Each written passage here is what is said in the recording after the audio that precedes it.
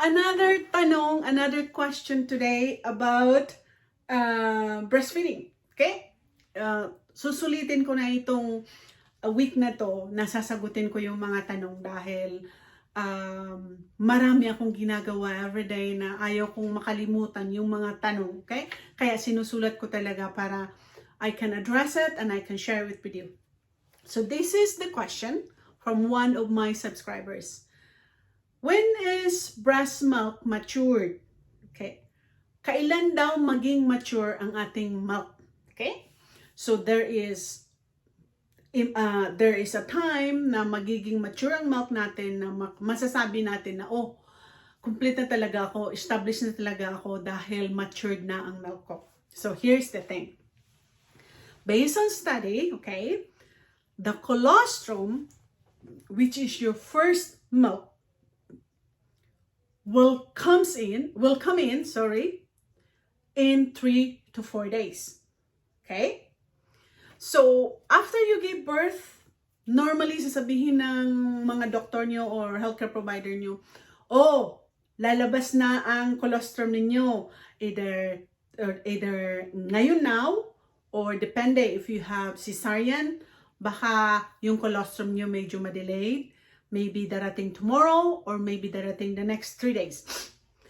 If you have a very long labor, ibig sabihin you have 15 hours labor, 24 hours labor, and then before you give birth, that's also the time that sometimes your colostrum will not come out right away because of your birth, the trauma of your birth, the labor, the long hours, lack of sleep, stress, pagod. So sometimes it can affect the coming in of your milk. So it may be maybe 2 or 3 days before you can see na may colostrum ka. So again, nangyayari din sa mga pasyente ko in the hospital. Now, when is your breast milk mature? Ibig sabihin, past colostrum na. Okay? Ang colostrum is about 3 to 4 days. Okay? Past niyan is the so-called mature milk. It's about after a week, 7 or 8 days or even 10 days. Yun ang tinatawag natin na that's the stage that your milk is starting to turn into matured milk. Now, what is the difference between that colostral phase of milk versus your matured milk? Now, for matured milk, ibig sabihin past 1 week or 10 days, that matured milk will be less protein, less chloride, less sodium, less potassium, less na ang ibang mga components, iron. After that maturity phase. So nakuha nyo kung gaano ka-importante, why those 3 to 4 days or 5 days very important for the baby to get the colostrum milk, the colostral phase of milk, because those are the days that those important nutrients in our milk makukuha ni baby. Baby will get it because again, that's the stage that those amounts of protein, chloride, sodium, calcium are higher in that stage. When 10 days comes or after a week comes, this level of nutrients will go down a little bit. It's still in the milk, but it's not as higher as the colostral phase of your milk. Okay? Kuha, naintindihan nyo? So it's very important na ikaw, nanay, kahit na sabihin na after 1 week or 2 weeks ka, nagbe-breastfeed ka pa rin, and then you have decided to switch to formula that because of some condition or complications sa birth mo or sa baby, don't feel guilty about it. Dahil those days that you're already fed your baby for maybe a few days or even 1 week, may nakuha na si baby. And based on study again, if the baby is able to eat or fed the colostrum after birth, that's good enough for the baby to stay healthy up to 6 months. Do you imagine? Because think about it, based on study, there are many babies 4 to 6 months old namamatay because of abdominal or gastrointestinal infection.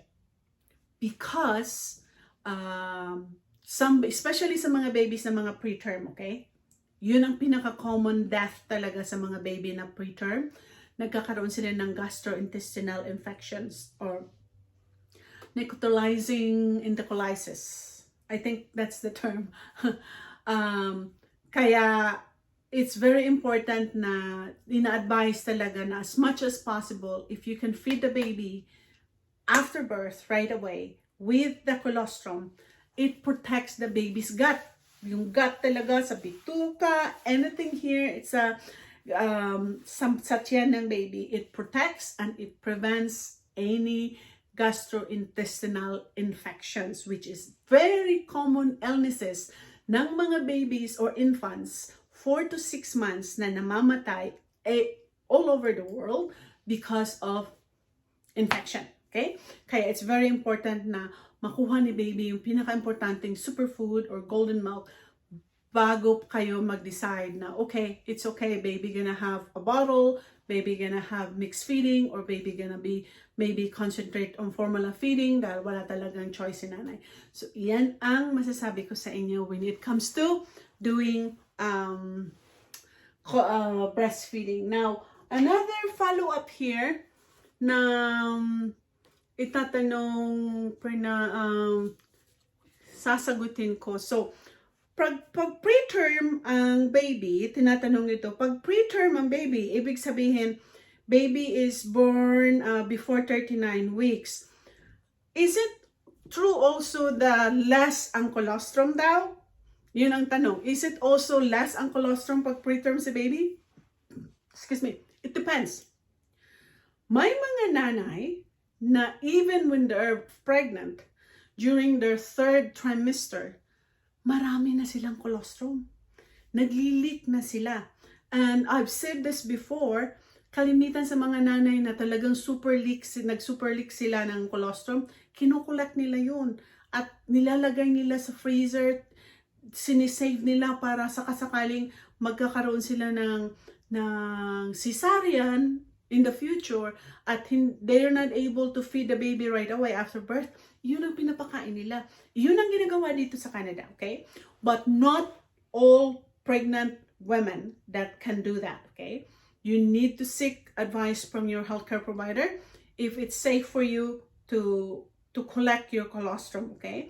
Dahil single stimulation sa breast natin, okay, when you're pregnant, pag nag-stimulate ka sa breast mo, sometimes it can trigger contraction, okay? Nagkakaroon ka ng preterm labor. So we don't want that to happen, okay? It's risky. So it's always good to consult your doctor. Ano yung best advice? Because I'm only giving you here general information. It may not work for you. So it's always good to make sure, clarify things with your gynecologist or your pediatrician or no, your physician.